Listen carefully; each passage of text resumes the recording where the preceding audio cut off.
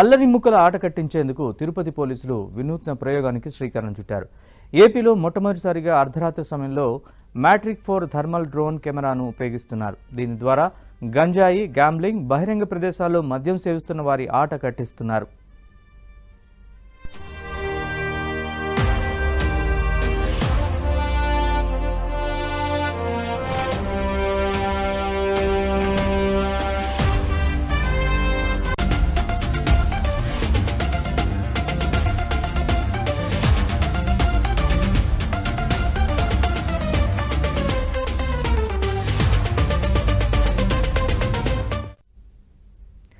పగటిపూట గుట్టు చప్పుడు కాకుండా రహస్య ప్రాంతాల్లో గంజాయి, గ్యాంబ్లింగ్, బహిరంగ ప్రదేశాల్లో మద్యం సేవిస్తున్న వారు డ్రోన్ కెమెరాలకు చిక్కారు. వీరిపై పోలీసులు కేసు నమోదు చేస్తున్నారు. దీంతో పగలు సైలెంట్ అయిన అల్లరి ముక్కలు రాత్రి సమయాల్లో రెచ్చిపోతున్నారు.